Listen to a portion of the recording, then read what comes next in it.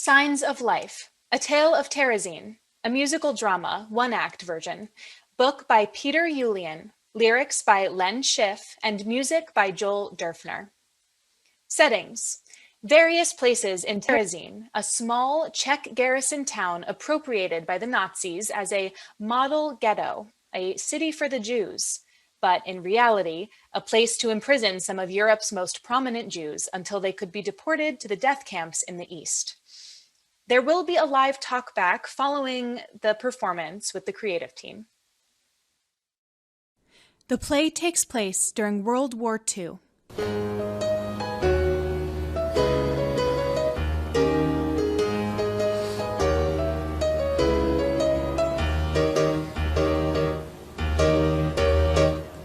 Say, do you know the tale that happened long ago?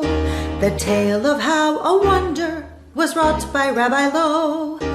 Of dreams and schemes and longings that sent him on his way to build a mighty golem. A golem? A man of living clay. 500 years ago, a king declared a war. I want our nation Jewless, as once it was before. The rabbis tried to save us, but none could find a way. Till Rabbi Lowe suggested, yes, a man of living clay. A light blows. We see that they are in a rehearsal room, the Attic Theater, along with Kurt. Bloody hell, Simon. Do you have any idea how to fix a stage light? None whatsoever, Mr. Gerard.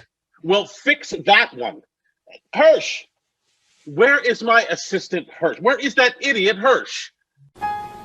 When we have a moment, may I ask a question? It's about the lyrics, which I do not get. They're a little heavy. Not to say pretentious. Do we have a plier? Something ate the wires. What about the rabbi? Have we cast the rabbi? We had Noah Feldman, now it seems we don't. But about the lyrics. Simon, fix the lyrics! Don't I get a vote? Not with what you wrote. I have vowed this day to hold the line. Put my heart back in the show and put some backbone in my spine. So confronted with adversity, I'll say, there is glory on this tiny stage. So I'll set aside frustrations and apparent limitations. I will look beyond the setbacks of the day. And I'll set the heavens reeling with my play. Lorelei arrives. Well, she doesn't so much enter the room as tumbles into it, crashing to the floor, her arms laden with luggage. She sprawls on the floor and looks up. Wolfie and Jacob follow her, also carrying luggage. Lorelei sees Kurt. Kurt Gerard? I can't believe it. I'm your hugest fan. Nonsense. You're not at all huge. I'd say you're just about right. Is this the theater? They told us to report to the Attic Theater. Delightful. I simply adore working with children. My name is Lorelei Schumann, and I am your hugest fan. I've seen you at Cabaret every time you perform in Prague. I've seen all of your movies. I own all your records. I even saw you as Mac the Knife in the Three-Penny Opera at the New German Theater in Wilsonova. Oh, and this is my grandfather Jacob and my little brother Wolfie. Laurie, this place is terrible. We were told they were sending us to a spa. They tell that to everyone. There's never been a spa in Terezin. My name is Simon. After rehearsal, let me show you around. Yes, we'd appreciate a guided tour. Oh, actually, I just meant Laura. Yeah, of course. I'll show everyone around. All right. Break's over. Everyone, we're back. Gather round. I've got notes. Good Lord, do I have notes. Everyone gathers around Kurt except for Lorelei, who lingers on her own. Alone, she lets her stress show.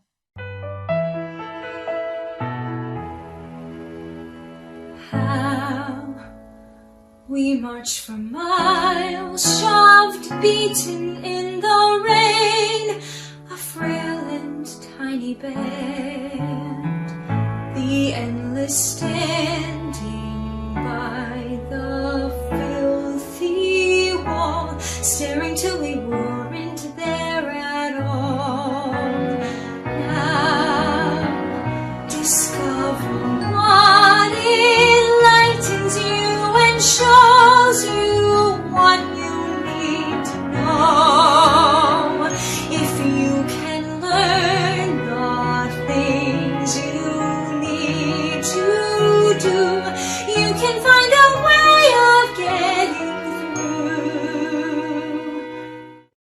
On your feet, people. Let the bloody rehearsal continue. Simon, have you fixed the lyrics? Nearly there, Mr. Gerard.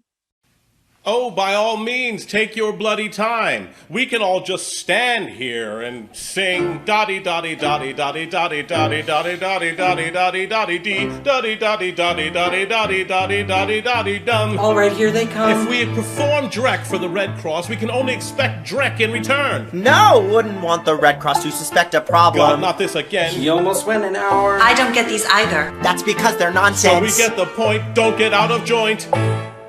Look, I'm sorry if I've gotten shrill, but if reason doesn't reach you, maybe repetition will. Fill the stage with ghouls and goblins, I don't mind, but this act provides an alibi.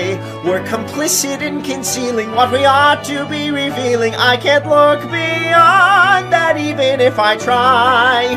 There's a difference between fiction and a lie. Another light blows. Bloody hell!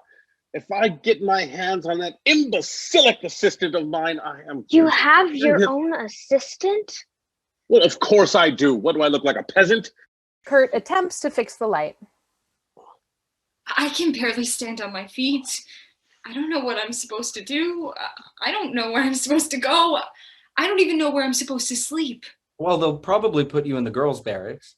The food here is terrible. You get half a loaf of stale bread and some rancid margarine to last a week. But it's the only food you'll get, so make it count. Learn to make allies, learn to bargain, learn to trade. Learn to make do. The stage light sputters dangerously, driving Kurt away. Learn to improvise.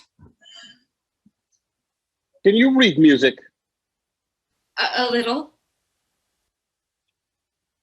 Well, that's better than Noah Feldman. You can play the rabbi. He hands her the sheet music. Hit it!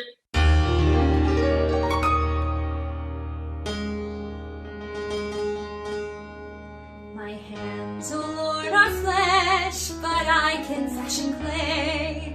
My voice is not the sweetest, but strong enough to pray. Fatality seems certain, but that won't be our fate. Created in God's image, I'll imagine and create. It fails as fiction, but as lie, it is pure genius. I'm not quite sure who you think you are. Or perhaps you're unaware that this was written by a star, and I'm honored to audition for a role.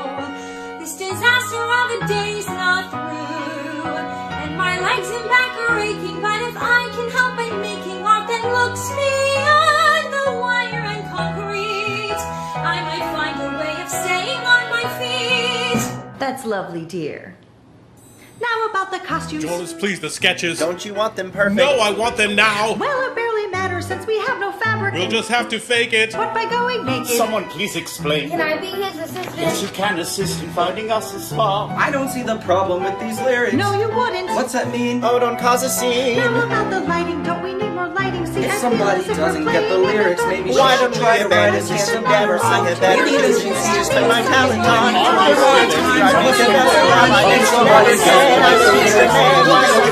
Might we please rehearse What? the final verse?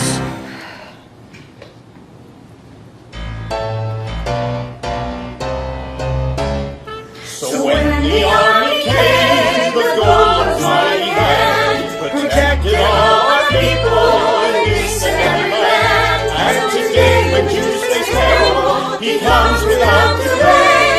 We'll never have to fear, because the golem saves us. Cut! Stop! Hold! Cease! Bloody hell. Clearly we need to rewrite the entire number. Simon, give me new lyrics tonight. Rehearsal tomorrow, everyone. And if you're late, I will dock your pay. Get paid? We don't get paid, except in praise. Just don't be late. But he's a very miserly employer. So tomorrow we will meet once more. But till then we'll find a way to face whatever lies in store, and to keep the storm from tearing us apart. Though outside the awful storm clouds raged,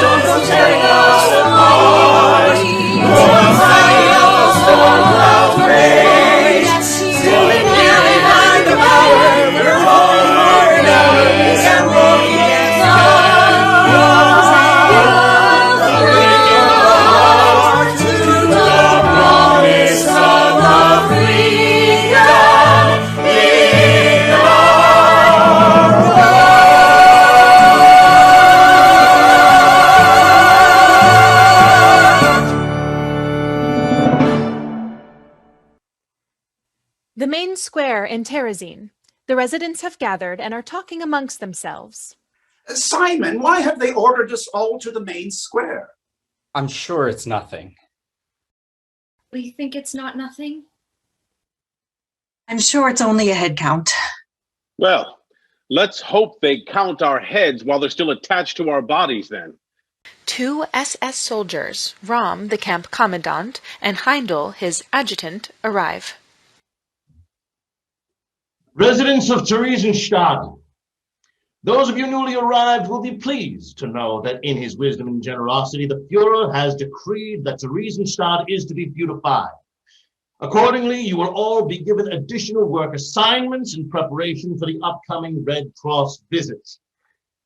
Those who do not wish to participate enthusiastically in the beautification will be resettled in the east, where conditions are considerably less desirable.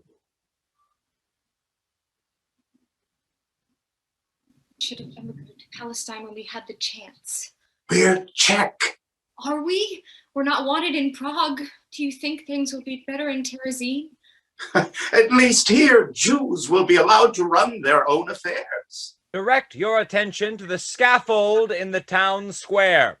They all look out. Is that Hirsch? What in bloody hell is my assistant doing up there? The men atop the scaffold were discovered creating and disseminating atrocity propaganda depicting scurrilous lies about conditions in Theresienstadt and the treatment of the residents therein. Heindel nods. The sound of trapdoors opening, bodies falling, necks breaking. Jacob tries to hide Lorelei's eyes. Lorelei tries to hide Wolfie's. And to those of you newly arrived, welcome to Theresienstadt, the Fuhrer's city for the Jews.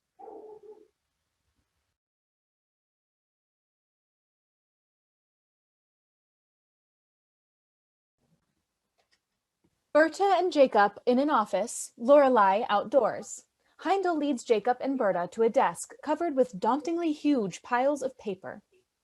Schumann, you are assigned to serve on the Council of Elders, the Jewish Self-Governing Committee. Pluhar, you will serve as Schumann's personal secretary. Here is the list of the 60,000 inmates of Theresienstadt. By noon tomorrow, you will provide us with 2,500 names for immediate resettlement in the east. Heindel exits. 60,000. More coming every day, crammed into a town built to house 1,500. People stacked in 3-tiered bunks to the ceiling, in attics and basements, hallways, stairwells, on every available bit of floor. I'm supposed to choose 2,500 names by noon tomorrow? Where am I sending these people?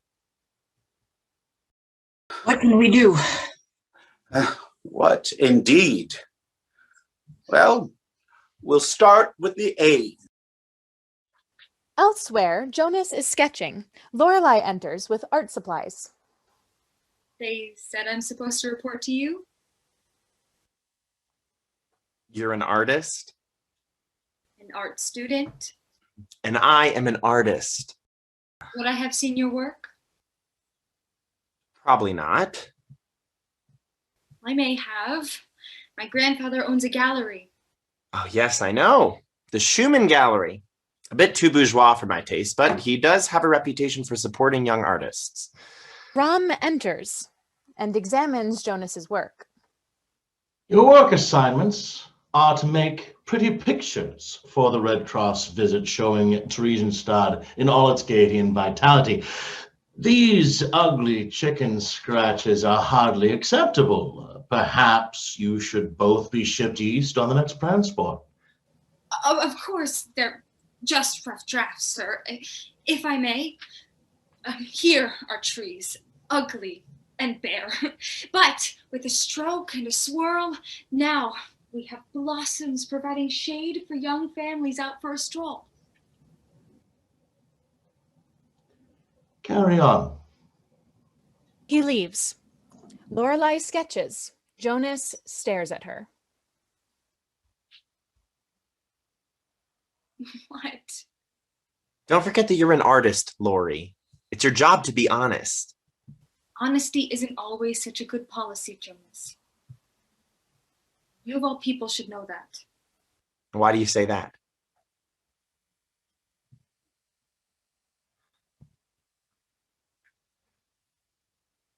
You know. I guessed. Am I wrong? You mustn't tell the Germans. They'll slap a pink triangle on my chest and ship me east or imprison me in the little fortress. I won't tell. Sometimes it's not good to tell. But there are some things we need to tell. Jonas reveals a picture he has hidden away. Lorelei looks at it. This is a sketch of the hanging in the public square, Jonas. The Nazis murdered those men for exactly drawing these kinds of things. Yes, but we have to draw what we see, Lori. Artists tell the truth. For pity's sake, Jonas, tell the truth to whom? Jonas exits. Back to Jacob's office. Heindel enters. Schumann, send a representative to the infirmary this afternoon to supervise the care of a group of children from Poland. I'll go myself. You'll be busy. Where's the list? Jacob hands it to him.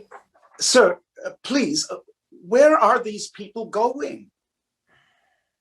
You will provide us with an additional 5,000 names by tomorrow at noon. 5,000? Heindel exits.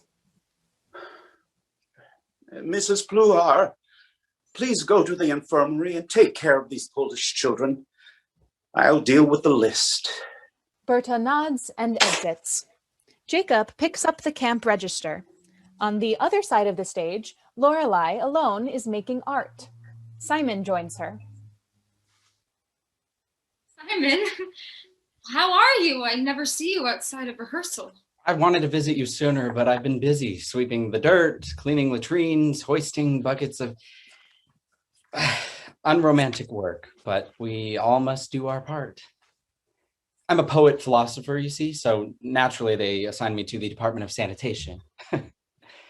I have something. He holds up a package. What's this? For you.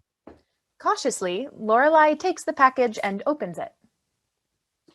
Dumplings? Real dumplings, not the sawdust kind they feed the Jews. How? I wrote a poem for one of the kitchen workers. I write in German for philosophy and politics, but I write in Czech for poetry and love. She gave you food for a poem. She doesn't know from poetry. I can't accept this. For your little brother, then. For Wolfie, then. He puts the package in her pocket. Thank you, Simon. Show me your pictures. No, they're nothing. Fair is fair. Well, it's like I have magic. The gift of creation is here in my hands. Just me and my brushes, inventing whatever the moment demands. And stop for a minute, imagine you're in it, the sunlight caressing your face. It may not be home, but it's not such a terrible place. And this is a sign of life, that even though my fear and daily frustration, the mind transcends it all through pure imagination of the signs of life. Well, I guess that you're lucky, at peace with your compromise. Compromise? Sure, you make propaganda. It's art. Right. Who asked you? You think you're so pure. We all have our orders. We do what we have to. Or have you decided to strike? But I clean latrines out while you're doing something you like. You're looking for signs of life, but I want more than signs. Right now we need action. These pretty pictures make a dangerous distraction, so keep your signs of life. If I said that was true, or adopted your view, there'd be so much to lose and the heartbreak to gain. It's a fool who denies what's in front of his eyes, who refuses to see what he cannot explain. Simon, a minute ago you were so sweet, and now you are so obnoxious. Look, a cross between Bertolt Brecht and Winnie the Pooh. I think you should take your dumplings back. She hands them back to him. No, they're yours. You're like a precocious child. How old are you anyway? 19. You? 17. Beautiful. The age? Your face. Think so. And the rest of you? Excuse me. Oh, not that I would ever think about the rest of you. Well, now I am. Forgive me. All I know is philosophy, and you cannot clothe your nakedness in philosophy. Not that I've ever thought about you clothed only in philosophy. Until just now. Damn it! Ugh. I'm finding my way and the rules are all different. I'm trying my best. Well, that's fine, but remember, you are what you do when you're put to the test. There's more we should try here than simply get by here. We need to fight back in some way. But sometimes you choose what you have to get through the day. And this is a sign of life. As long as you're so wrong, I still have a mission. I somehow have the sense this awkward coalition could be a source of strife. Still, simply being someone's loyal opposition could be a sign of life. I think you should go. Only if you take the dumplings. Fine. Simon exits. Lorelai looks around. Seeing she's alone, she takes out a dumpling and eats one. On the other side of the stage, Kurt enters. Wolfie enters and runs to Kurt. Wolfie sees Lorelai. She beckons to him. She slips half the dumplings in his pockets and pops one in his mouth and one in hers. Kurt comes toward them. Lorelai shoos Wolfie away. Wolfie exits. Where did you get those dumplings? Thanks, dumplings. Please. I've barely eaten since I lost my assistant. He used to take care of all those aggravating practicalities. I'm starving. We're all starving. Some of us are starving a little less than others, apparently. I am an important person, you know. I'm not used to hunger. Please. You're a nobody. You must know. How does one get food in this place? Do you have any skills? You know very well I do. I am a singer, director, actor, composer, playwright, impresario extraordinaire. Useful skills. Well, I never had to be useful before. What do I look like, a plumber? Please.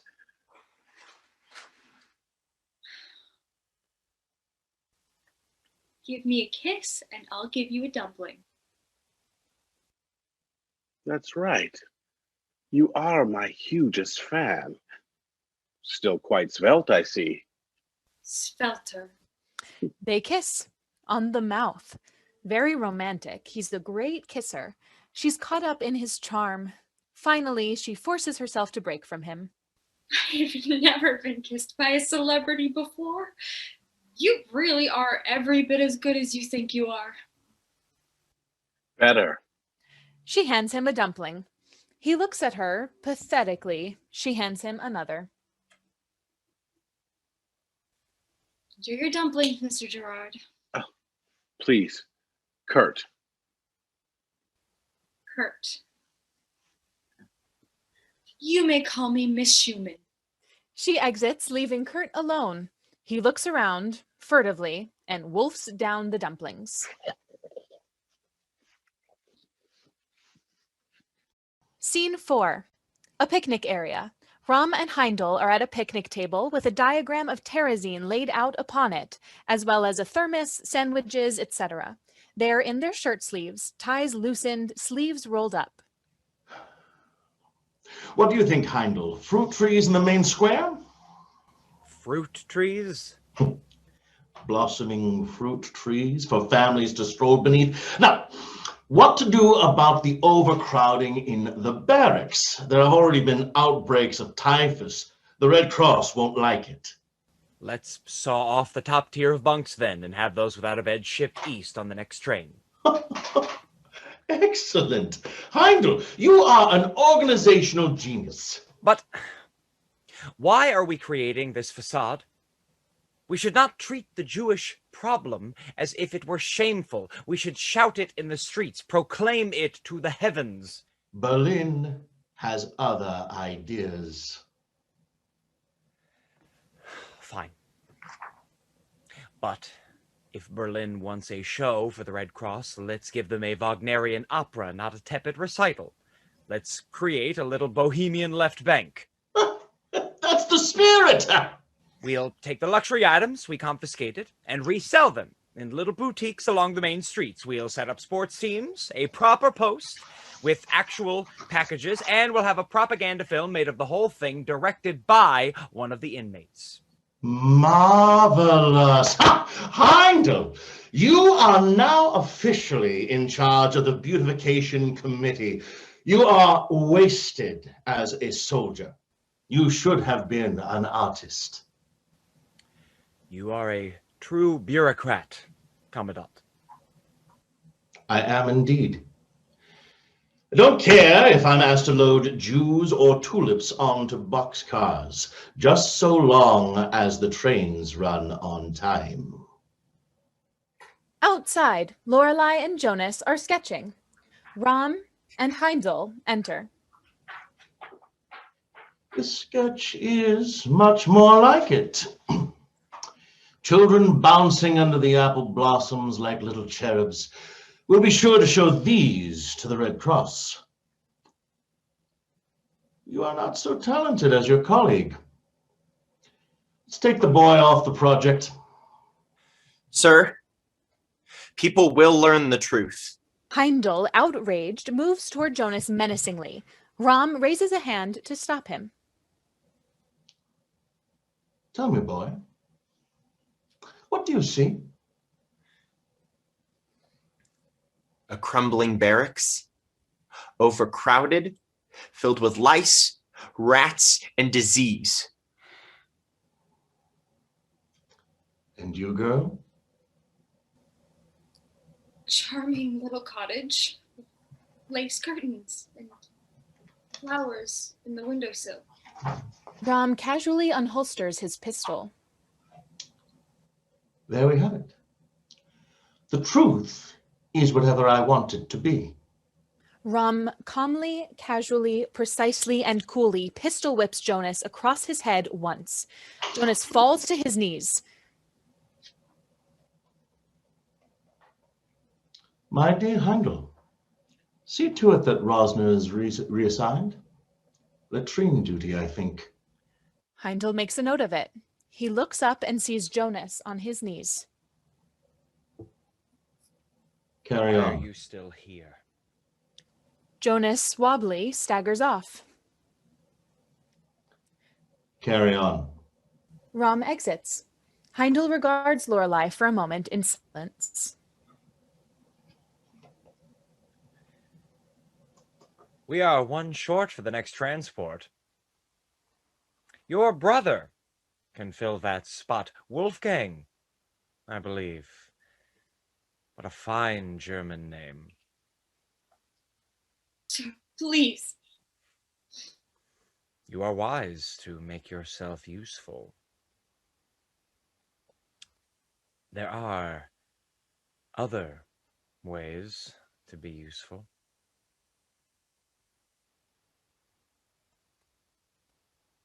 Sir, Yes? I don't want to misunderstand. What are you implying? If I do what you want, my brother will stay in Terrazine. Are you trying to seduce me? I don't know what you want me to say. You slut! You little whore, how dare you! No, You have the temerity to bargain with me as if I require your compliance, and then you insult me. Heindel grabs her by her hair and brings her close to his face as if to kiss, but instead snarls at her face. You will not take advantage of me again. Jew. Heindel brutally spits in Lorelai's face, roughly rubs her face with his palm, then throws her to the ground, tosses her sketches at her. He takes a moment to compose himself. Your brother will stay in Terrazine. He crosses the name off his list. For now. He exits. Jonas returns with art materials in his hands. He approaches. Lori? Jonas, what are you doing back here? I came back to give you the rest of my art supplies. Lorelai gathers up her sketches. Are you all right, Jonas? Is your head bleeding? I'll survive. Are you all right, Lori? No, it's nothing. You can go. Just a little fall. Don't worry. Did you see? Well, there you go. Let's just leave this in the past. Made a dumb mistake, what of it? Not the first, won't be the last. Focus on the road from here, how we start to fix things. My choice is clear.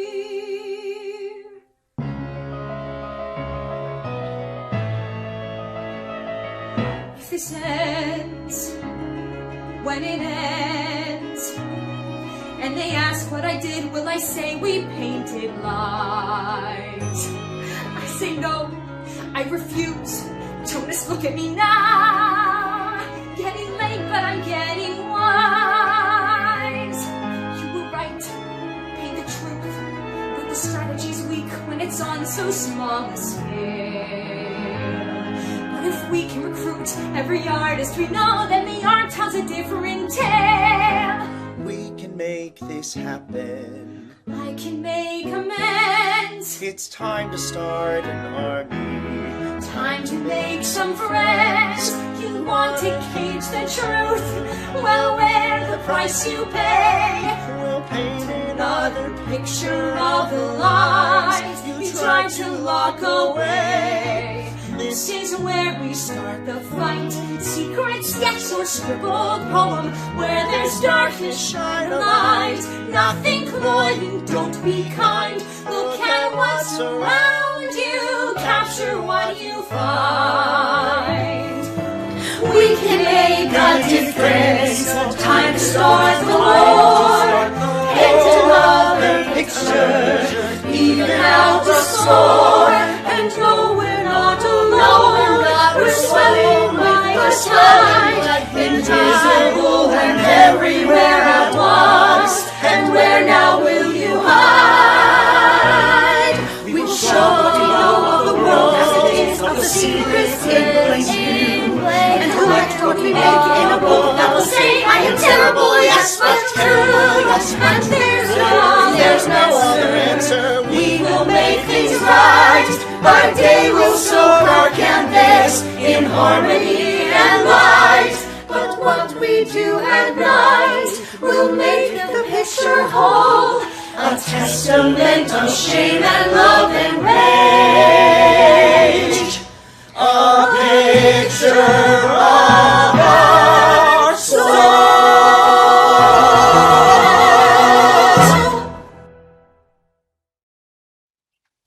An outhouse. A long line is in front of the outhouse. Lorelai and Wolfie are in the line with Berta and Jonas. The line goes on behind them, extending off stage so we can't see how long it is. Wolfie is armed with scraps of paper and implements with which to write or draw upon them. Fan out and record what you see. Go everywhere you can. Write a poem, draw a sketch, scribble a report, whatever inspires you. Cut a hole in the lining of your jacket to hide your scraps of paper. Keep your sketches in your shirt cuffs, the soles of your shoes, your underpants if you have to. This is so dangerous. What will they do to us if we get caught? Don't get caught. Go. Berta and Jonas exit. Wolfie and Lorelei remain in line. God, I have to pee. Half an hour in line to get to the outhouse? You should pee behind the barracks like I did. Simon arrives and sheepishly taps Lorelei on the shoulder. Simon, you missed the meeting. Simon pulls Lorelei out of line. Wolfie sticks out his tongue at her. I made this for you. Thank you. It's beautiful. What is it? Well, I call this un sillage de pissoir. Oh. Yeah, I made the design by burning the wood with the sun constant through a magnifying glass. See? What do I... You sit on it in He points to the latrine, searching for the polite word. in the latrine. You sit on this when you go in there instead of the seat provided. Your own private toilet seat. No longer will you have to sit where others have shat before you. It's both beautiful and functional. Lorelei stares at the object, stunned. She's moved almost to tears. Simon, this is... She kisses Simon full on the mouth. This is the kindest, the sweetest thing that anyone has ever done for me. I'll cherish it forever, Simon. I'll think of you every time well. She kisses Simon again. Thank you so much. Where can I get one of those? I shall make you one. He runs off. Lorelei goes back to Wolfie. Are you going to have his babies? What do you know about babies? I know your babies will be village idiots like him. He is not an idiot. Our babies will be fine. Lorelei raises her hand, threatening to swat him. Just then, the door to the outhouse opens and the occupant leaves. Wolfie runs in and slams the door behind him. Jonas is rushing along, hiding sketches in his coat. He does not notice that one sketch falls to the ground as Heindel enters. Rosner, Sir, you were assigned to latrine duty. Why are you carrying those sketches? there's a shortage of toilet paper, sir. I've been using the rejected sketches in its place. Resourceful. Carry on. Yes, sir. Jonas begins to scurry away, but Heindel picks up the sketch he inadvertently left behind. Rosner! Jonas freezes. Sir? This sketch is considerably more objectionable than the dreariness of your previous work. A hanging in the public square. This is atrocity propaganda. Sir, Silence! What have you Jews been up to? Word is that you're cock of the walk again. Yes. Well, I took your advice and made myself useful. I suddenly find myself with ample supplies of various essentials, like cigarettes. You see, I've made an alliance with a very reliable Czech guard, who's proving to be an invaluable ally and a first-class importer of contraband. I'd like to ask a favor of you. Never tell a woman yes. There will be no end to her requests. Mr. Gerard, look. Lorelei opens her portfolio and takes out some pictures, showing them to Kurt. Kurt looks them over, one at a time, intently. Well, an old couple rummaging for potato peelings in a pile of fetid garbage. Grotesquely overcrowded barracks. Ooh, this one's nice. A woman using the toilet, desperately trying to keep the door closed while a mob tries to get in to use the facilities. That's a self-portrait. I prefer to take my beauty with not quite so much truth, if you please, Miss Schumann. Lorelei. This is why they hanged my assistant. We have to record the truth about this place. We can't be a part of this beautification lie. Our very survival depends on us being a part of it. Then we have to do what we can. Smuggle these out for us, Kurt. Please, for the truth. I am sorry to disappoint you, Lorelei. Your youthful faith in my character is really quite touching, but you seem to have mistaken me for someone else entirely. Everyone but Jonas and Berta enters to run through the Golem play. Excellent, excellent. Are we all here? Time to run through the new Golem number. Where's Jonas? Has anyone seen Jonas? No. Bloody hell. All right, then. The show must go on and all that. Let's begin. Wolfie, my Golem, stand here. Looking fierce. No, fiercer. Yeah, second thought, just stand there. Are we ready?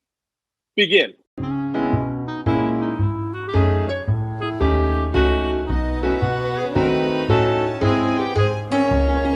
Some believe the devil is running the show, and some say things are helpless, but me, I say no. I know things are rotten, but I haven't forgotten that we said that a lot in Prague a long time ago. What they needed was a miracle to save their skins. Goodness wins, evil loses. Long ago the Jews escaped the doom that impended, aided by the splendid Golem of Prague. Rabbi Lowe knew magic, the spells to in turn to build a mighty golem, a man made of stone. Their awful ambition mustn't come to fruition, so this is your mission, make them leave us alone. Baruch atah Adonai Eloheinu, amen.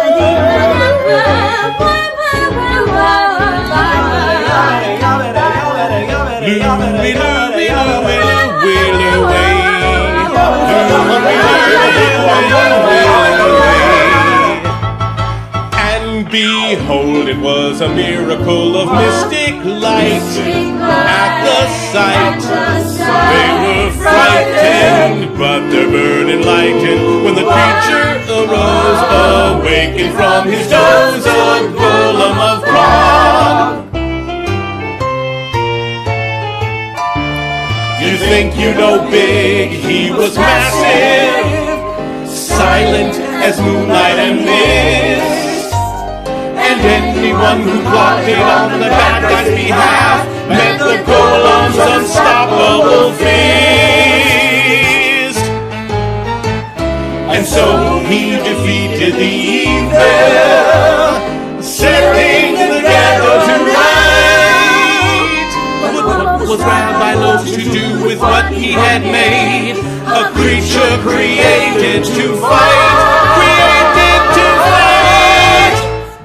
Golem, now you're finished. You carried the day, but sadly since you're done, I must hide you away. So if one day we need him to win us our freedom, will someone complete and really enter the fray? 'Cause who knows just when a miracle might come around? What's that sound? Is he coming? Do I hear a humming? Is it God right beside us, light to guide us either way? Be careful of the mighty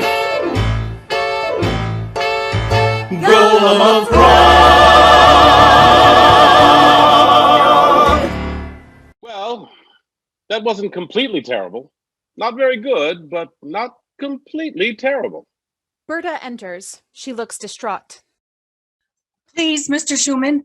Everyone turns to look. They can see something's terribly wrong. What is the matter? The Polish children. Mrs. Pluhar, tell us, what has happened? They brought the children to the infirmary. They had come from a place in the east. There were rumors about an exchange brokered by the Red Cross in Switzerland. The children for German prisoners of war.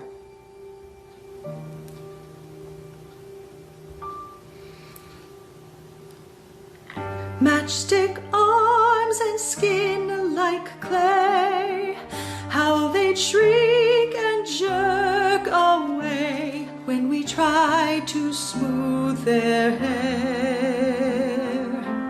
Running sores that hadn't healed, scarlet poppies in a field, and vermin everywhere. Sick with pity, shame, and fear, we drew the children near. Soon, soon, you'll be home again soon, where someone is waiting to hold you. Be bold and be strong, it won't be too long. Wait and see, you'll be home again soon. Strip them down and burn their clothes. Why on earth do you suppose that they have these strange tattoos? In the showers, panicked cries, naked terror in those eyes that question and accuse. Please, no gas, they begged, they cried, so leading them inside, we sang soon, soon, you'll be clean again soon. It's only some water to wash you. We'll tuck you in tight, you'll sleep through the night. Wait and see, you'll be home again soon. Constantly we tended them, slowly we could see that love and tenderness mended them, waiting to go free. Did we get too close to them? How could we have known that in their eyes were the lost and left behind children of our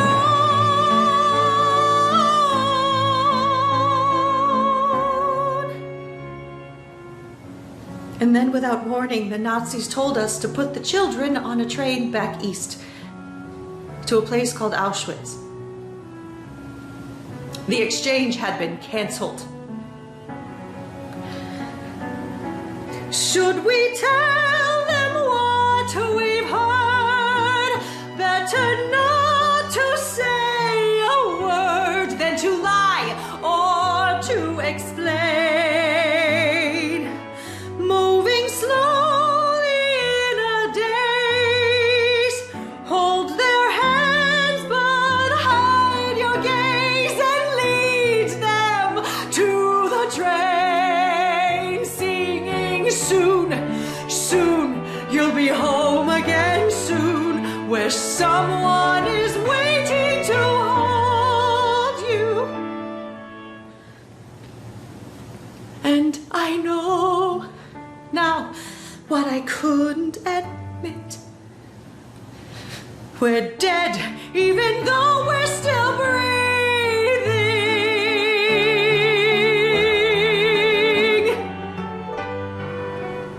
And we're not going home.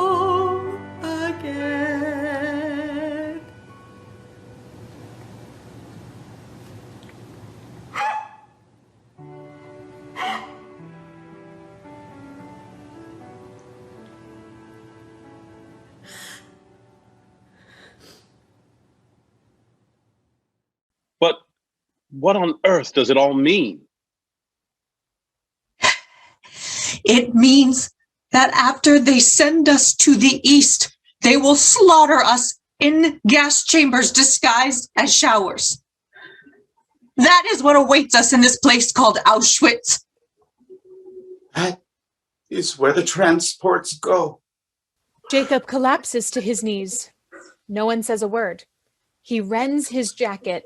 Then he starts to pray.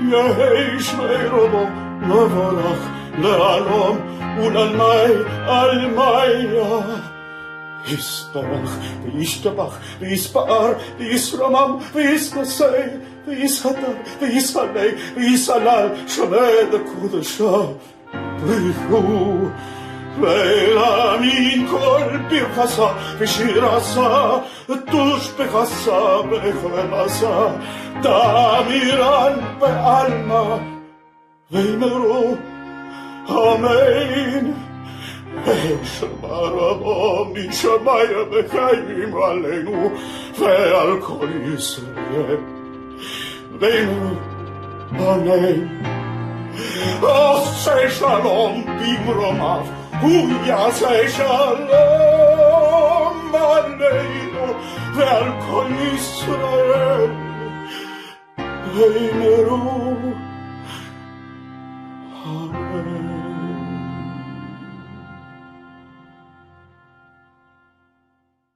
We can't cooperate with the Nazis anymore.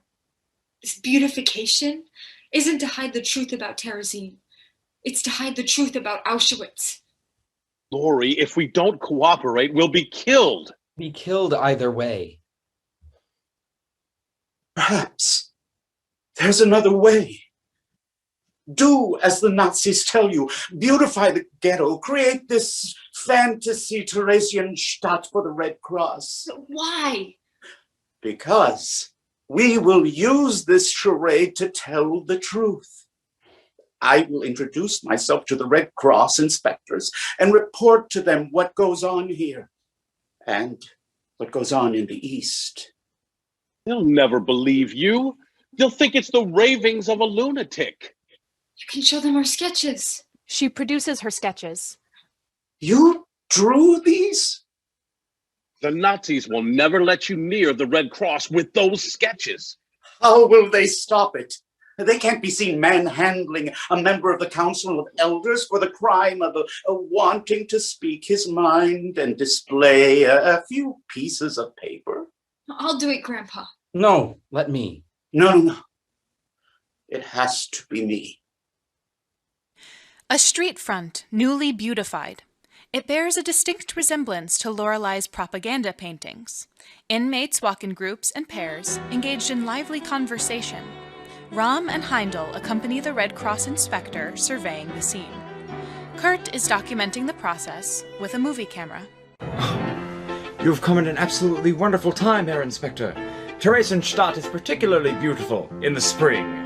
We have fruit trees. Fruit trees? Pear trees in flower, white as the snow. Is that so? What do you know? Shall we go? Is that man filming us? Ah, yes, Kurt. Mr. Gerard is something of a cinema enthusiast. He asked if he could record your visit for the archives. Couldn't turn him down. Oh, very thoughtful of you. Not at all. It was Adolf Hitler himself who insisted that Theresienstadt be as pleasant as possible for its guests. A paradise. I distinctly remember his words. Make it lively and gay, not oppressive and grim. If it turned out that way, then our inmates say that the genius to thank would be him. A city for the Jews, and I swear they may be displaced, but they need not despair, as long as there's laughter from parkside cafes, and music and life while the polka band plays. Though I balked at the start, still I knew in my heart we should follow the Führer's command. Build a city for the Jews, make it pretty for the Jews, and the world will at last understand.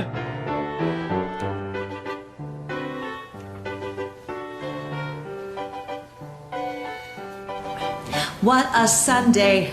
Careful. Such perfect weather. If she could score. Just a little more. Pass to the midfield. The center is clear. Are you sleeping? Watch it. Who taught you football? Time to attack. Watch your back. Take her in quickly now. Score! Berta is preparing Jacob to speak to the inspector. He clutches a portfolio of sketches. Look him right in the eye. Is my tie straight? Of course. I can do this, you know. You'll just say he's been lied to. It's all an elaborate show. Ram, Heindel, and the inspector arrive at the cabaret where Kurt is singing.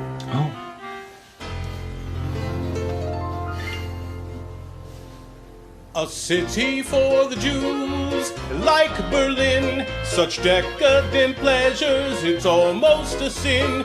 We guzzle champagne like it's water, not booze. Then we polka till dawn, we're such fortunate Jews. Overstated a bit, but I have to admit that we aim for a certain finesse in our city for the Jews. It's a pity that more Jews can't enjoy Adolf Hitler's largesse.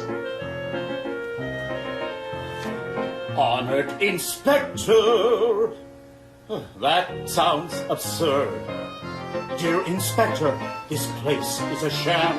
Open your eyes to these scurrilous lies and see me the way that I am. Heindel appears, leading Wolfie and Lorelei, just as Ram and the Red Cross inspector A arrive. schoolyard and a pool, games and plays. Sometimes you only hear laughter for days. I like to play football. I sing in a show. You're only young once, use it wisely, you know.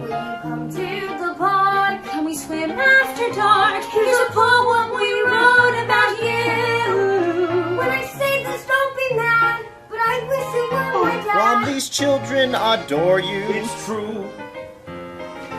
A man goes to the post office window and gets a package. Letters from loved ones, packages too. Pipe tobacco. A new pair of shoes. Monday through Friday deliveries come. It's only the best for our Jews. The Jews perform the Golemspiel for the inspector.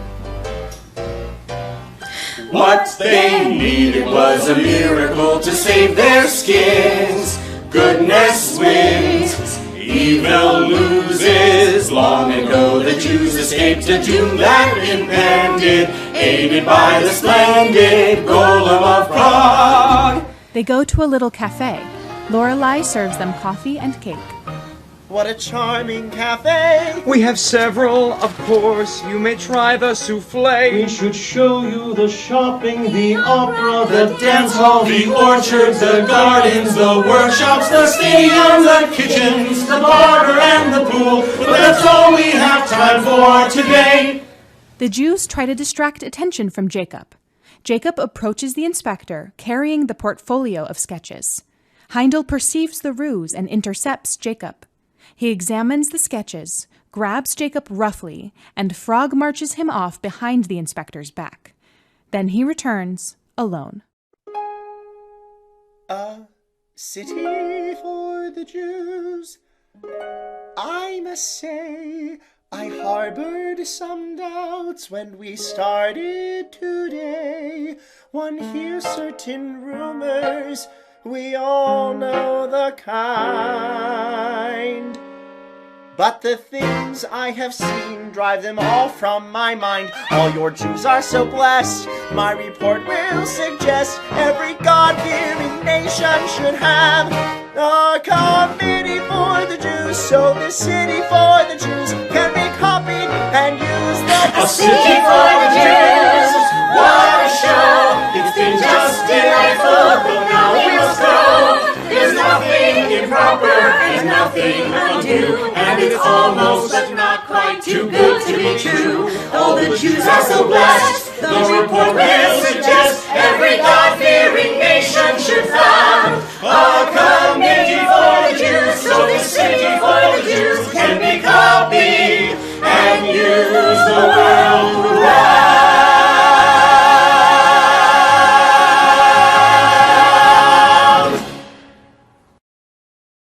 The street, later outside Kurt's quarters, then Rom's office. Lorelai and Simon huddle in a doorway against the cold, catching a few moments together before curfew. It's worse since the Red Cross visit, isn't it, Simon? Transports every day. People you know just aren't there. And Lord knows what they're doing to Jonas and Grandpa. I'm hungry all the time. No more fabric anywhere to fix our clothes. I'm hungry all the time. And there's no soap in the washrooms. The infirmary is filled with children sick from typhus. There's no medicine to treat them. I'm so worried about Wolfie. I don't know what to do to keep him well, and I wish I could talk to Grandpa.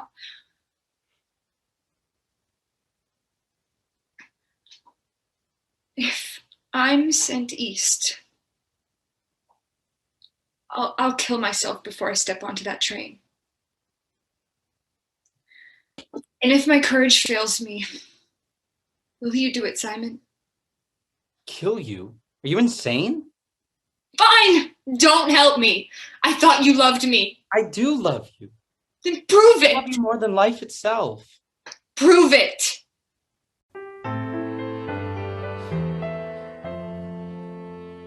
We live in a prison. We do as we're told. Our movements are followed, our words are controlled. We tether our hope and we learn to be still and obey. But the future's uncertain and yesterday's gone. There's nothing but now to build everything on. That's all that I have, what you do, what you feel, what you say. So all I want now is to be who you need me to be. And if that means I lose you, then that's what we risk to be free. And God knows what this life has in store, but I know what I'm living it for. I want to watch the prison door swing wide by your side. There's walls and there's fences to keep us apart, and soon you build walls of your own round your heart. You stifle your spirit till everything in you is stone. But all that can happen is what we allow. I'm claiming my heart and I'm taking back now. The freedom to love may be all we have left, that's our own. So all I want now is to be who you need me to be. And if that means I lose you, then that's what we risk to be free. But God knows what this life has in store, but I know what I'm living it for. I want to watch the prison door swing wide by your side. Time goes on, and they don't understand. We're not gone.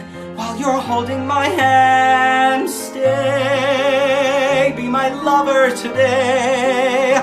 They can shorten our lives, but they can't make us give them away.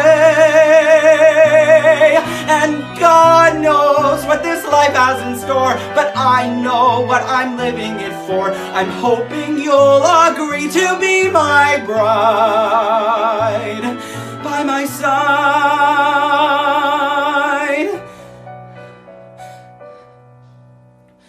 So, Lori, take my hand and be my bride by my side.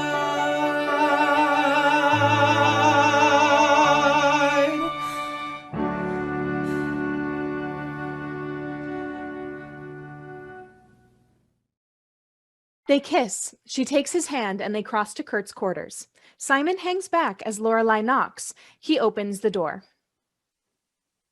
I need your room. Simon steps from the shadows. Lorelai takes his hand.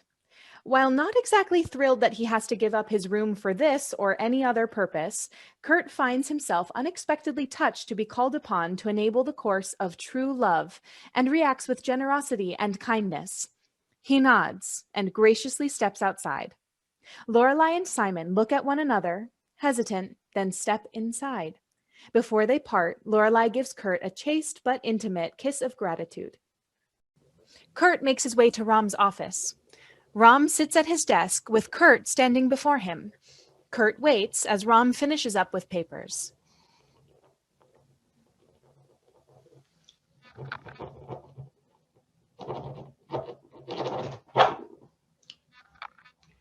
Gerard, have a seat.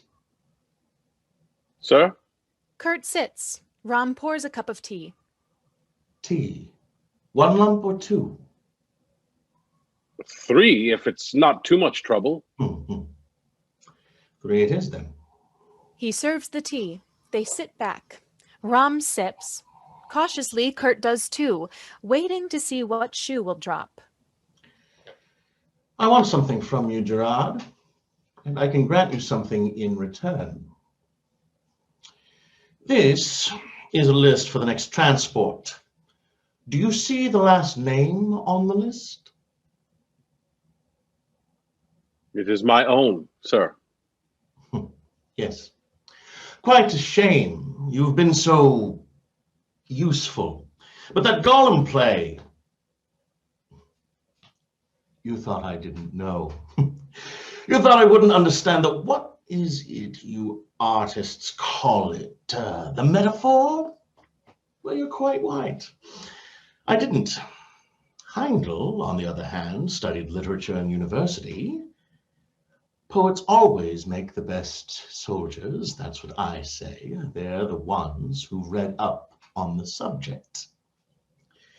Sadly for you, the Red Cross is no better with metaphors than I am. He holds up the list. This is not a metaphor.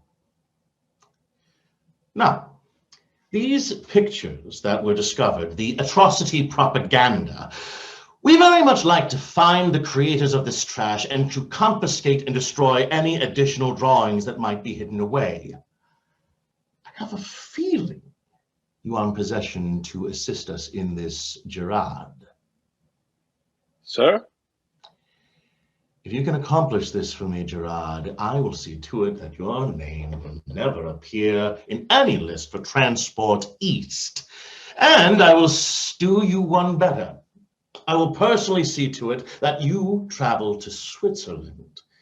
I'm sure Zurich is a city much more to your liking than Theresienstadt. It is indeed, sir. Then we have an understanding. Rom sits poised with his pen above the list. We do, indeed, sir. Excellent.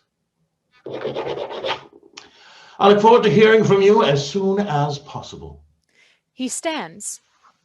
Kurt stands. Rom extends his hand. Kurt hesitates. Then he takes it, and they shake. Lorelai and Simon bask in the afterglow of their lovemaking, enjoying time alone together, in private, a condition they've never before enjoyed. Simon lies on the bed, while Lorelai sketches him on a scrap of paper.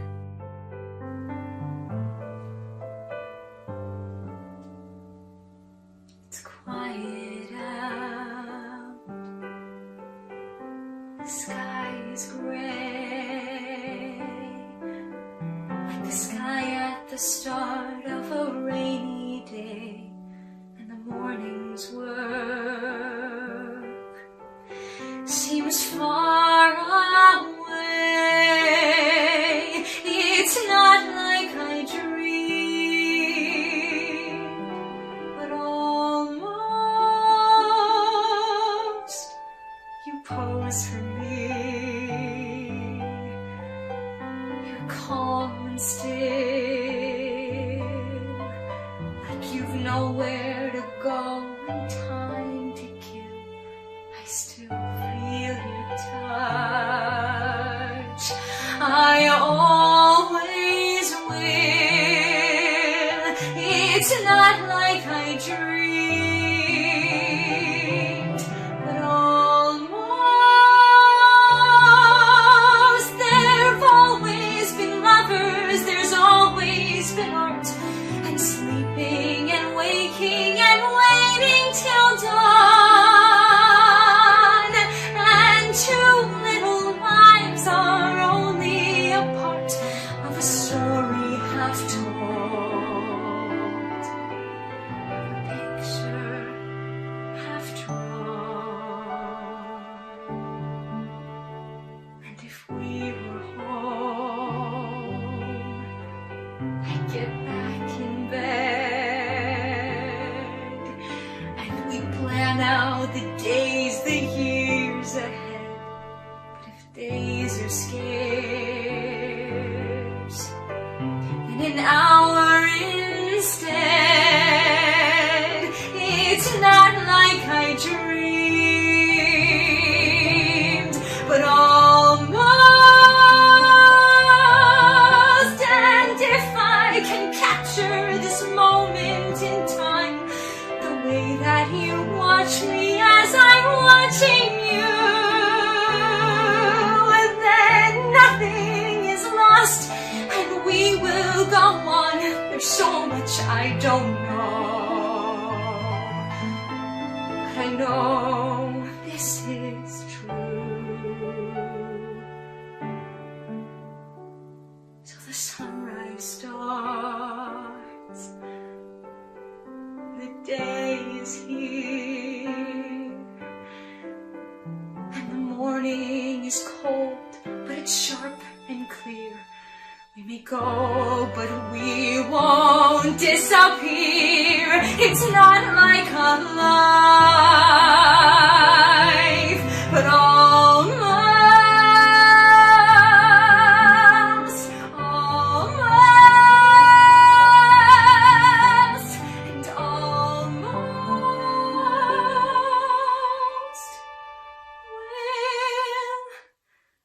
do.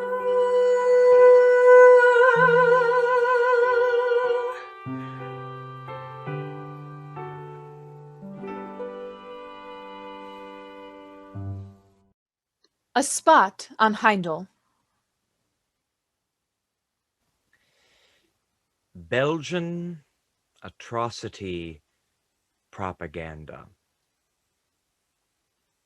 It was during the Great War.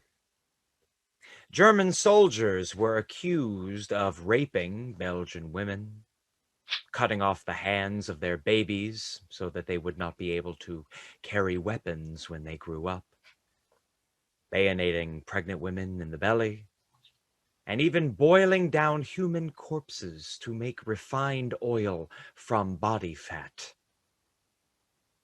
Here's a report about an alleged incident. I'll read it to you. Some 30 to 35 German soldiers entered the house of David Tordens, a merchant in Semst. They bound him, and then 5 or 6 of them assaulted and ravished in his presence his 13-year-old daughter, and afterwards fixed her on bayonets.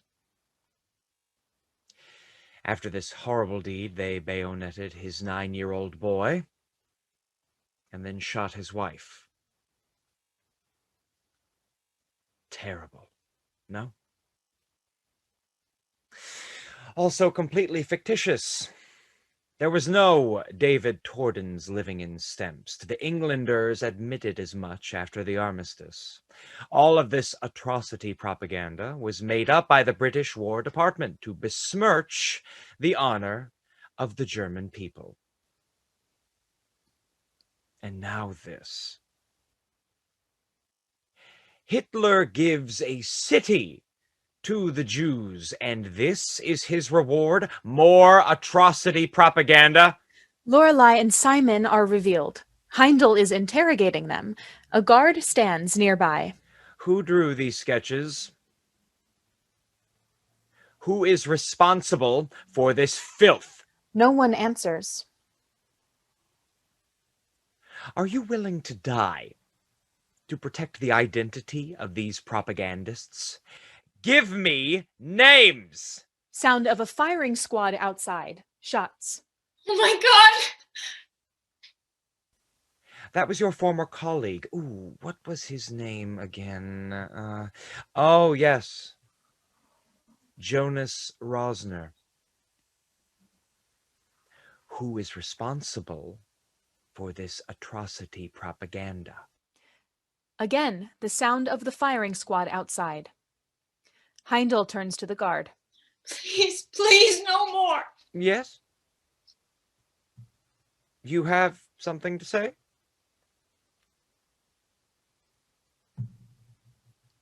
Bring him in. Jacob is revealed. He's weak and bloody.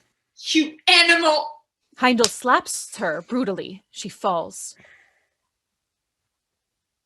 Is the person who drew those sketches in the room with us now? Yes. Point the Jew out to me. Jacob raises his hand slowly. He points to Heindel. I believe it was you, sir, who gave me the sketches. And may I say... Heindel grabs Jacob and raises his fist to him.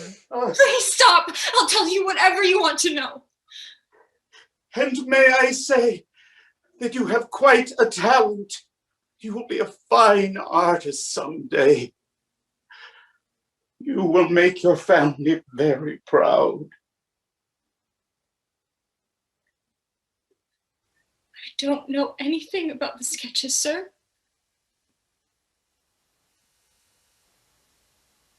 Why? The guard drags Jacob out. Heindel walks to his desk and writes something on a piece of paper. I am assigning you both to a transport east at week's end. If one of you turns in the rest of this atrocity propaganda, all of it, I will let the other one remain in Theresienstadt. You cannot remain together, but one of you can save the other. The sound of the firing squad outside. That was your grandfather. You may go now. I said, go! Jew. Lorelei and Simon flee. Kurt's quarters. Later, Rom's office. Kurt is alone in his quarters. Lorelei rushes in, her arms bulging with sketches and portfolios. Kurt, I don't know what to do. I don't know what to do.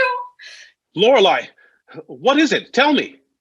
They shot Grandpa and the firing squad, and I don't know how many. Good Lord. Are they worth that much, Lori? These sketches? Are they worth so many lives? I don't know. Yes, I thought so. I don't know anymore. You think that they matter, these pieces of paper? I want to believe you, but all this time haven't we known? The gallery's closed now, there's no further interest, and whatever's left to face, we face alone. You can't knock these walls down with pieces of paper. So let them be windows to show what's been hidden inside. We may not survive, but we won't be forgotten. They'll still be here when the rest of us have died. They will hide between bricks, under floorboards. They will wait till the moment is right. And our lives in the shadows will be brought into the light. And if no one will speak for the dying, must we give up all hope and be still? We won't live forever, but these memories will. I Know what you're risking for pieces of paper. The gallows or worse for some scribbles you knew were a threat. But someone might see them, and that's why we need them. We are done for, but we aren't finished yet. Maybe night is falling, and the end is close at hand. Aren't bold and selfless acts what events like these demand? They can hide lie between And bricks. if A they deaf should murderer find who them, waits no to need open to his rent. remind And them. our lives in You the shadows might will be as well rotting have to signed the them. land. No one And if will no one was regret fit for the us. dying, The world must we will give up all forget hope and be us. still? And all that Won't has live beset forever, us. but these memories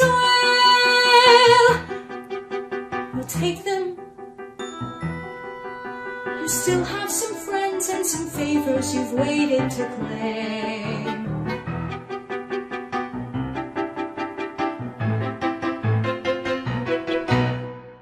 He takes the sketches. Lorelei kisses him on the cheek and leaves. Kurt heads toward Rom's office. We see Rom in his office working. Rom does not see Kurt. Kurt goes to knock on the door. Kurt hesitates. Well, sir, if I may call you that, you certainly have a perverse way of testing a man. You heard your children cry, and you devised a scheme. You showed your wisest rabbi a creature in a dream, with hands like granite hammers and eyes of burning coal, our champion in the night. But he would never have a soul. And they said that this man would be a miracle. The rabbi said that wasn't in the plan, for God alone can know what it would take to make a man.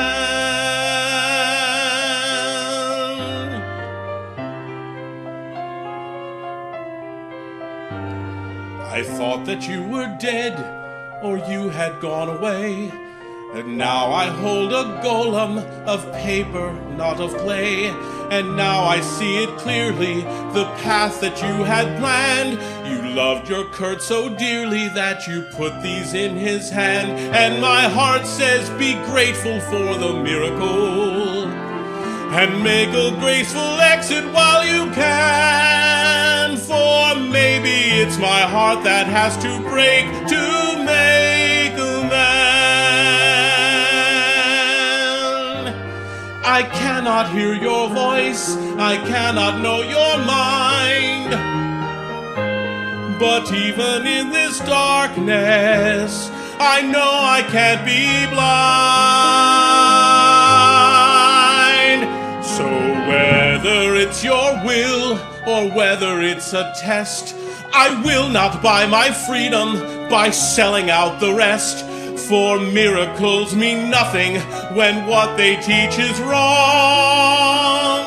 Whatever may be coming, now I know where I belong. And there's no sense in waiting for the miracle. We really should have said when we began, it doesn't take your sacred voice. It only takes the mortal choice to act as human as you can. That makes a man.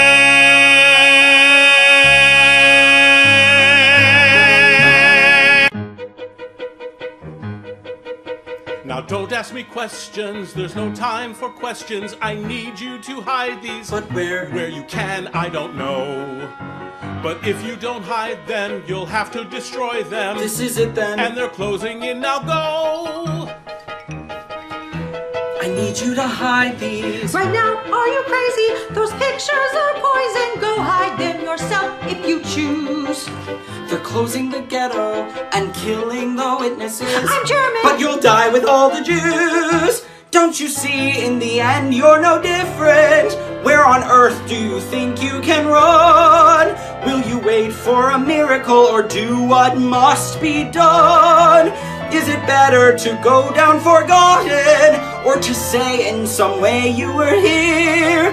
We're already dead, so what's there to fear? I think there's a crawl space. You open a mattress, a pipe in the pantry. It's my machine.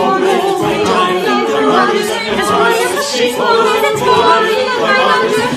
nothing to say now but pieces of paper, but pieces of paper I swear I won't let disappear.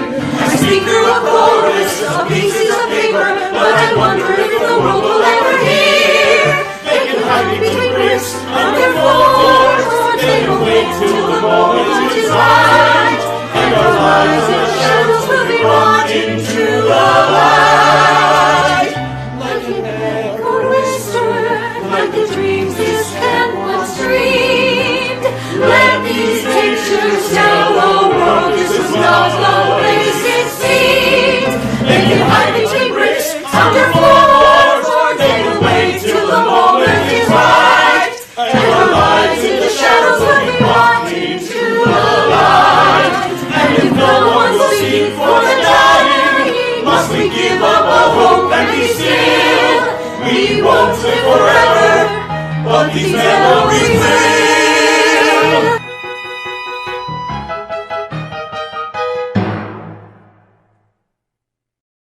Simon, breathless from having hidden Lorelai's sketches, stumbles by. Lorelai, waiting in a doorway, steps out to stop him. They safe? Your sketches? Yeah, as much as can be expected. There's only one more thing to do. She produces a pistol. I got it from a check guard. Don't ask what I did in return. She hands it to him. No. You have to. Just Wolfie and me. You want me to kill Wolfie too? I can't leave him alone. I can't leave him to be sent to Auschwitz. I've got to kill him, but I can't. You have to. First me, then Wolfie. No. Okay, first Wolfie, then me. No. Simon, don't be difficult. Let me give them the sketches. What? I'll give the sketches to the Germans so that you can live, like they promised. Simon, don't be such a village idiot. The Nazis don't keep their promises to Jews. They'll send us all to Auschwitz or to prison in the little fortress. She points to the gun. This is the only way. I won't. Lorelai takes the gun and puts it under her chin. Just Wolfie then. Promise me. No. Promise me. She pulls the trigger. Nothing happens. She tries again. Nothing.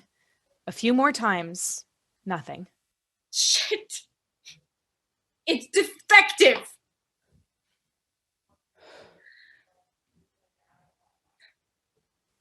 Do you really love me, Simon? I asked you to marry me, didn't I? Those are just words. Words are easy when we'll both be dead soon. All I've got is words. Inadequate words, but listen to them. I am yours. I am yours for today. I am yours for tomorrow. I am yours for as long as we've got. They kiss deeply. You've got so little time. They kiss again. She drops the pistol. Come with me. Where are we going? A surprise. Lorelai takes Simon's hand and they cross the stage to the attic theater. Unnoticed, Wolfie appears. He sees the pistol and picks it up. He looks around to make sure he hasn't been seen, then disappears back into the darkness.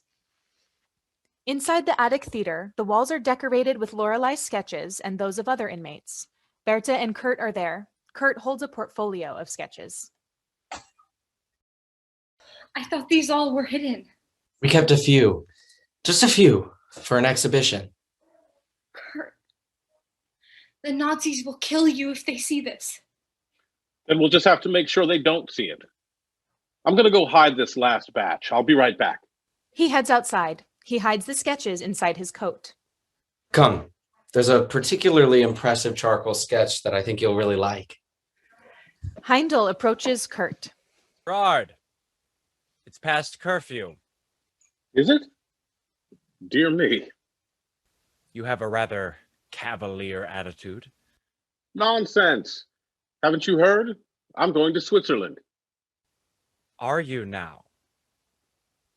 You want the atrocity propaganda? And the perpetrator? Oh, well, that I cannot offer. The artist will remain anonymous, like the author of the Torah.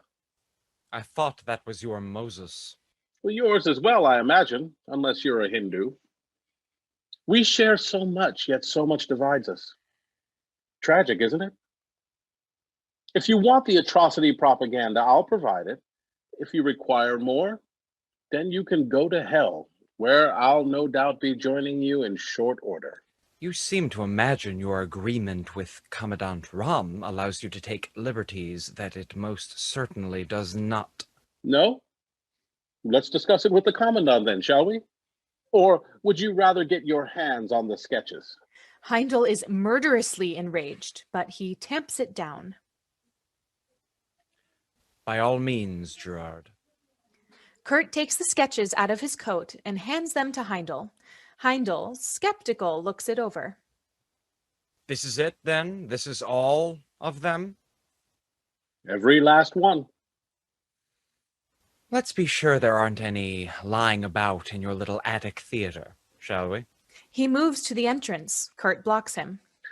Come to think of it, there may be a few hidden away behind a brick or a floorboard by the tin shop. If you'll follow me, we'll just go in in. there, Gerard? One of your whores? Why, is one of them missing? Gerard, let's go upstairs. I'm really very tired, Now. and if you... They enter the building. In the attic theater, the exhibition is still going on. Heindel bursts in, dragging Kurt, whom he throws to the floor. Delightful! He rips a sketch from the wall. Then this is truly the last of them. You think you're cunning, Gerard. Offering up a fraction of these sketches, but your Czech collaborator gave you up before I struck a single blow, and a dozen Jewish informers have already turned over the rest of the atrocity propaganda you've hidden throughout the ghetto. We have retrieved it all now, despite your deception. Such effort. All for naught. He looks at one of the sketches. Is this... me? Is this... How? I don't... He's utterly outraged and discombobulated at seeing himself through the eyes of the people he oppresses. It completely undoes him. I am not like that. This isn't me. How dare you? How dare you? He pulls his pistol. Everyone cowers, but he hesitates. He's paralyzed and cannot fire. Simon steps forward. Please, I drew the sketches. Let the others go. Silence! Wolfie produces Lorelai's pistol and aims it at Heindel. Wolfie, no, stop!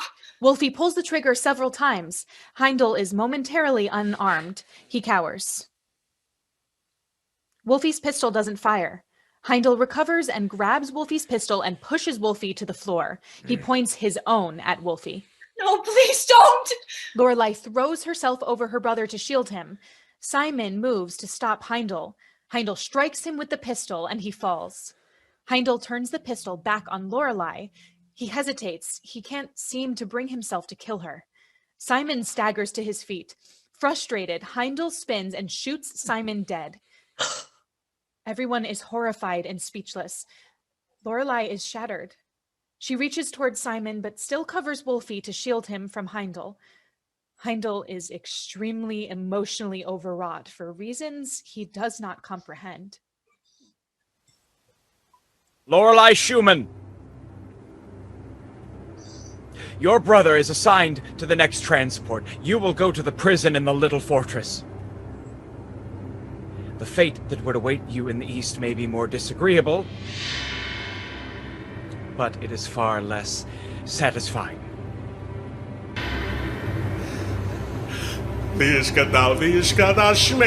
Silence! Silence! Heindel puts the gun to Kurt's head.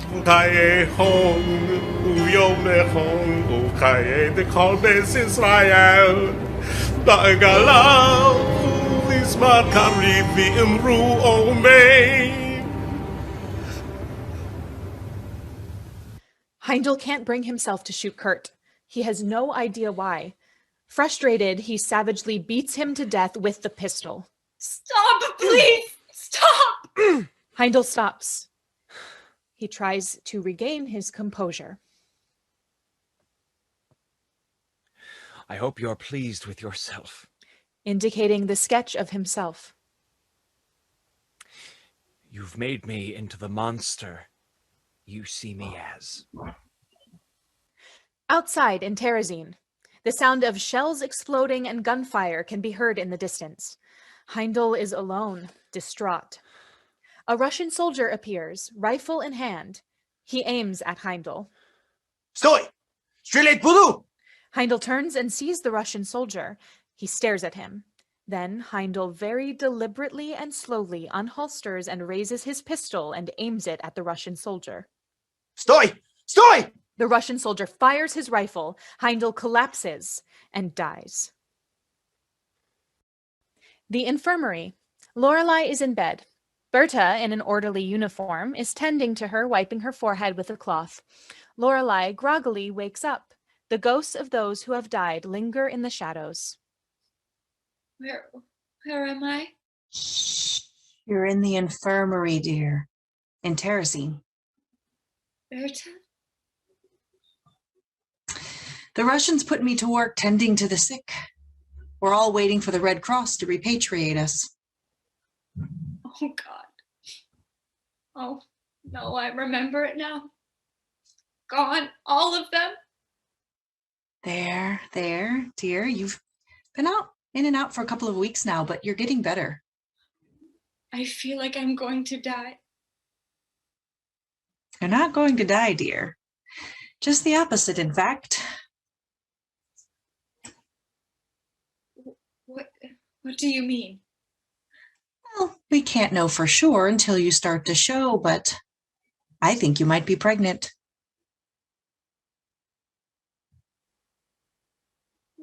What am I going to do? I couldn't even take care of Wolfie. How will I ever raise a child? Shh, it will be all right, dear. You'll see. You'll find a way. Miracles can happen, Lori. Berta exits. Lorelei is alone. She drags herself out of bed. She is weak, but regains her footing. She looks out the window.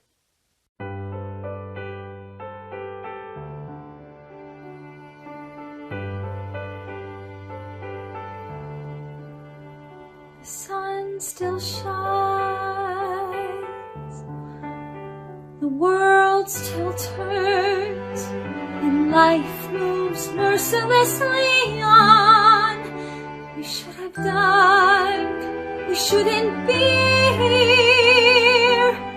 Now that the rest of them are gone. And if the sun should blacken, that would seem like justice. Why should the universe forgive? In all the idiotic beauty of the world, how do I find a way to live? Lori, you're awake, finally. Wolfie? I thought they sent you to Auschwitz. The German guards all ran away when the Russians showed up. The transport never left. She embraces him and kisses him, weeping. Lori, you're embarrassing me. Come on, let's get out of this stupid place. I can get us to Marseille, and from there, I can get us passage on a boat to Palestine. Well, how on earth will you ever manage that? I found where Kurt stashed his supply of cigarettes. Those things are worth more than gold after a war, I guess. Get ready, our ride is leaving soon. I'll be right back. He exits. Well, Simon, you could have been a father. But doesn't it seem wrong that we're just supposed to... What? Simon appears as a ghost. Lorelei cannot see him. Haggle with the butcher. Plant a garden. Do the laundry. Go to college. Is it better to forget? the sun still shines.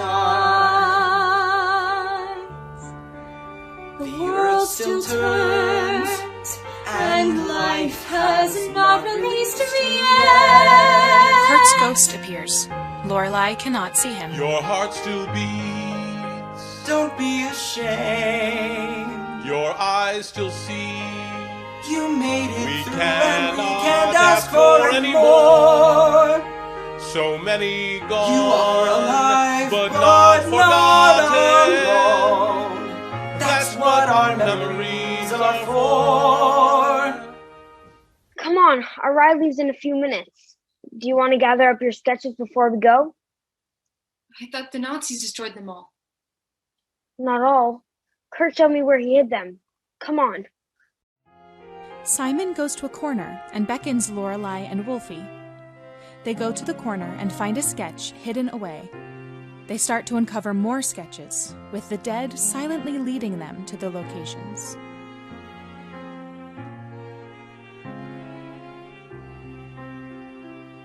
I think there's a crawl space. It's loose if you pull it. A brick in the pantry. As long as it's folded. Infirmary basement. I saw by the patients and pry up a shingle.